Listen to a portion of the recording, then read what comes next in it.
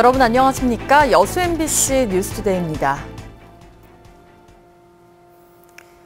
요즘 대기 시간을 줄여 흐름을 원활하게 하는 회전 교차로가 늘고 있습니다.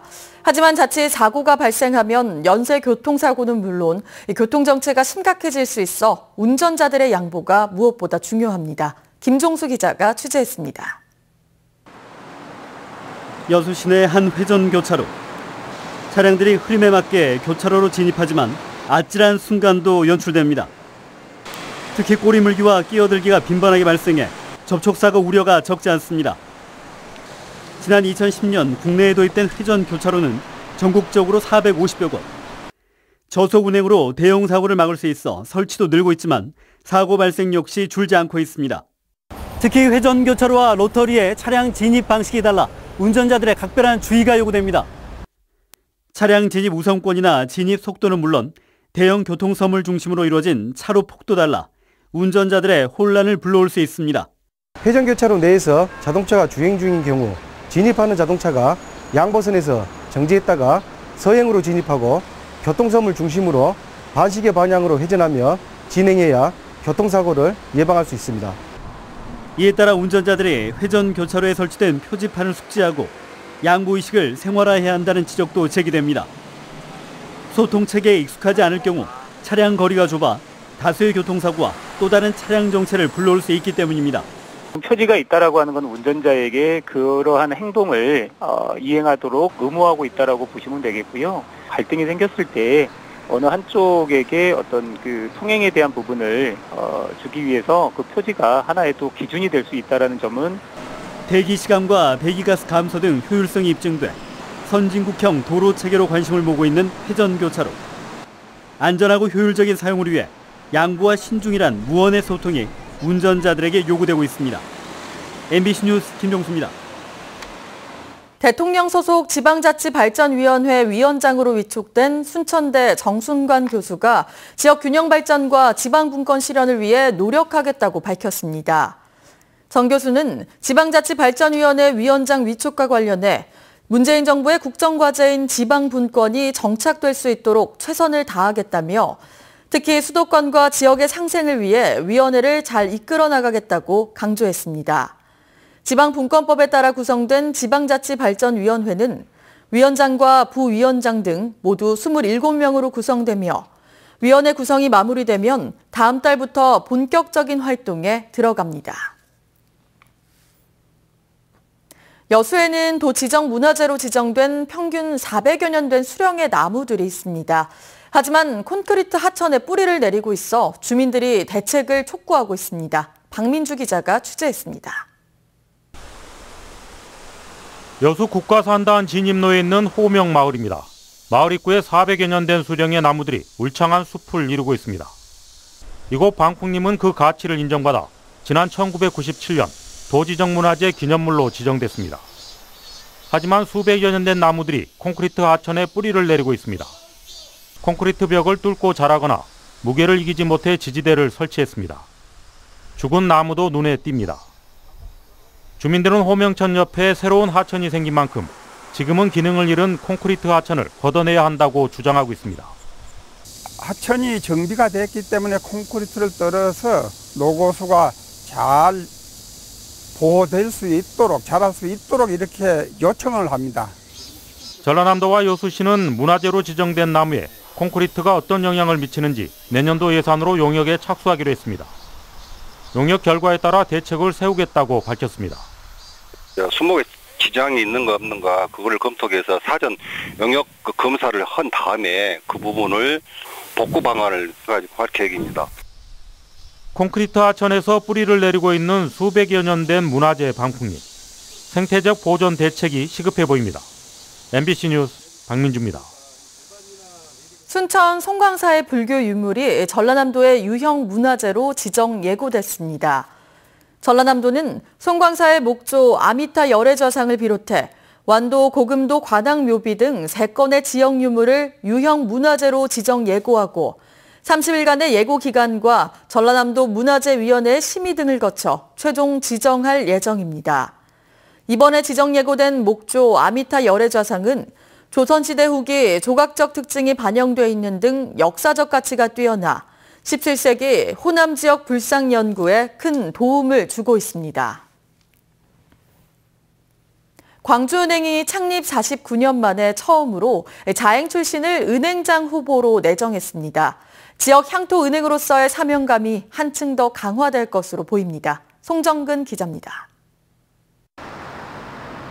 송정욱 현 광주은행 부행장이 차기 광주은행장 후보로 확정됐습니다. 광주은행 창립 49년 만에 처음으로 자행 출신이 은행장 후보로 확정된 겁니다.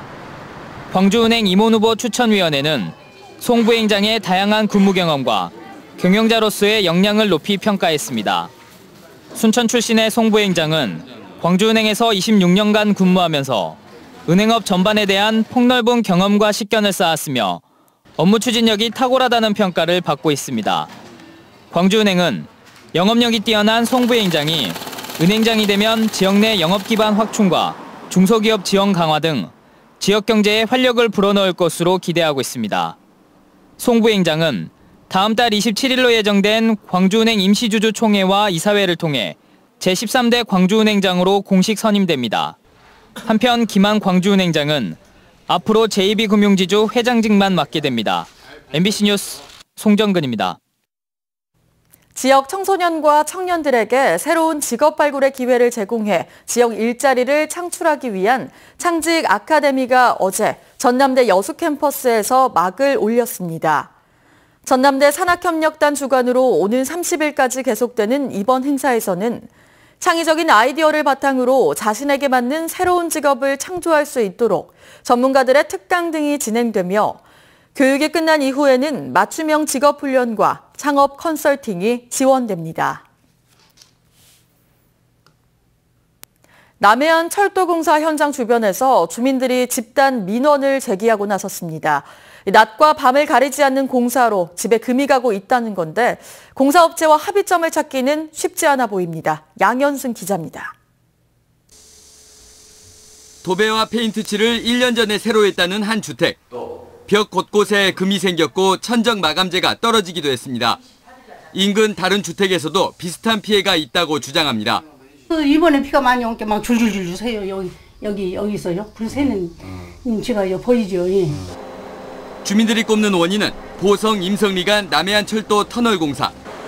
지난해 말부터 이뤄진 발파 공사의 진동 때문에 오래된 가옥들에 문제가 생기고 있다는 겁니다. 야간 공사로 인한 소음, 비산먼지 피해까지 보고 있지만 공사업체 측에서 보상의 뒷짐만 지고 있다며 반발하고 있습니다. 집은 망가졌고 소음은 심한데 나몰라랍니다. 보상은 절대 없다. 이렇게 지금 나오고 있습니다. 업체 측은 그러나 공사 현장과 마을 간의 거리가 평균 400m가량 떨어져 있고 소음과 진동 등도 기준치 이하라며 직접적인 피해를 인정하지 않고 있습니다. 저희 때문에 이제 발생한 크랙에 대해서는 충분히 보수를 해드리고 그다음에 저희가 제안을 한 게 있습니다. 마을 수원 사업이라든가 뭐 이런 부분이 있으면 저희가 할 수 있는 범위 내에서 좀 도움을 드리겠다라고 저희가 제안을 드렸고요. 현재까지 90%까지 진행된 터널 발파 공사는 다음 달 중순쯤 마무리될 예정. 주민들이 장기 집회 신고를 내놓은 가운데 업체 측은 차라리 환경분쟁조정위원회에 제소를 하라는 입장이어서 갈등은 쉽사리 풀리지 않을 전망입니다. MBC 뉴스 양현승입니다. 광양시 광양읍의 그라운드 골프장이 문을 열었습니다. 광양시는 지난해 11월부터 모두 7억 9천만 원을 들여 광양읍 광양수영장 인근에 2,840제곱미터 규모의 필드와 휴게실을 갖춘 그라운드 골프장을 조성했다고 밝혔습니다. 이번에 조성된 그라운드 골프장은 지역 주민과 동호인들에게 무료로 개방됩니다. 여수시가 어린이 인플루엔자 무료 접종 대상을 대폭 확대합니다. 여수시가 다음 달 4일부터 내년 4월 30일까지 실시되는 어린이 인플루엔자 무료 예방접종과 관련해 생후 6개월에서 12개월 어린이만 접종하던 기존 대상을 확대해 올해는 생후 59개월 이하로 확대했습니다. 접종은 주소지에 관계없이 전국 모든 위탁 의료기관에서 가능하며 여수 지역에는 23개 위탁 의료기관이 있습니다. 여수시가 민간 기관과 함께 장애인 맞춤 서비스 제공에 나섭니다. 여수시는 장애인 맞춤 서비스 제공을 위해 추진하고 있는 장애등급제 개편 시범 사업에 여수 시각장애인 자립지원센터와 병원 등 4개 민간기관이 동참한다고 밝혔습니다. 장애등급제 개편 시범 사업은 장애인의 문화적 욕구와 사회 경제적 환경에 따른 개인별 서비스를 제공하는 사업으로 앞으로 영아 관람과 보행훈련, 점자교육, 건강검진 등 맞춤형 서비스를 제공하게 됩니다. 지난 9일 치러진 2017년도 제2회 검정고시 합격자가 어제 전라남도 교육청 홈페이지를 통해 발표됐습니다. 초등학교 졸업자격시험은 응시 인원 37명 가운데 31명이 합격해 83.8%의 합격률을 보였고 중학교와 고등학교 졸업자격시험은 각각 79.7%와 60.6%의 합격률을 기록했습니다. 검정고시 합격자와 개인별 성적은 다음 달 8일까지 도교육청 홈페이지를 통해 확인할 수 있습니다. 전라남도가 각 시군과 공동으로 오는 31일부터 다음 달 12일까지 2017년 전라남도 사회조사를 실시합니다. 조사 대상은 전남 지역 전체 가구의 2.6%인 19,000여 가구로 통계조사원이 직접 가구를 방문해 면접조사 형태로 진행됩니다. 조사 내용은 삶의 질과 복지 수준, 의식 변화와 생활 만족도 등으로 조사 결과는 도정계획 수립과 정책 결정에 활용됩니다. 남편의 신체 일부를 절단한 50대 여성이 경찰에 구속됐습니다. 광주지법 순천지원 김창모 영장전담 판사는 어제 증거인멸과 도주 우려가 있다며 54살 A씨에 대한 구속영장을 발부했습니다.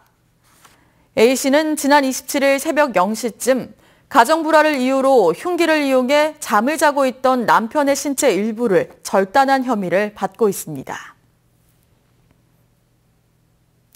암투병 환자들을 상대로 수억 원대 사기 행각을 벌인 30대 남성이 경찰에 구속됐습니다. 여수경찰서는 자신을 펀드 매니저라고 속인 뒤 고수익을 보장해주겠다며 암 환자 3명으로부터 70여 차례에 걸쳐 3억 원을 받아 가로챈 혐의로 30살 전모 씨를 붙잡아 조사하고 있습니다. 경찰 조사 결과 전 씨는 피해자들이 보험회사로부터 암 진단비를 받은 사실을 알고 접근했으며 처음에는 투자금의 40%를 수익금으로 돌려줘 환자들을 안심시킨 뒤 이후 거액을 받아 편취한 것으로 드러났습니다. 3분이 걸립니다. 서울 시내 상황 그래픽으로 살펴보겠는데요. 동부간선도로는 성수 분기점 방향 원릉교에서 성수 분기점까지 어렵습니다. 외곽순환고속도로 일산에서 판교 쪽, 서운에서 송내까지 4km 구간, 서해안고속도로 서울 방향 일찍에서 금천까지도 4km 구간 제속도로 문입니다. 교통정보였습니다. 오늘 출근길 전국에선 파란 하늘이 드러나고 있습니다. 비가 그친 뒤라 공기도 더욱 상쾌하게 느껴지고 있는데요. 지난 밤사이 중부 내륙 곳곳엔 강한 비가 쏟아졌죠. 특히 충남 공주로는 100mm 안팎의 물폭탄이 쏟아졌습니다. 날은 더욱더 선선해질 텐데요. 이 시각 현재 서울이 17.4도를 보이는 등 근 2달 사이 가장 낮은 기온을 보이고 있고요. 한낮에도 서울 26도, 내일은 25도 안팎에 머무는 등 선선하겠습니다. 오늘 전국엔 가끔 구름이 지나겠고요. 또 서해안을 따라선 바람도 강하게 불 텐데요. 현재 서해상으로는 풍랑주의보가, 서해 5도와 흑산도 홍도로는 강풍주의보가 발효 중입니다. 날씨였습니다.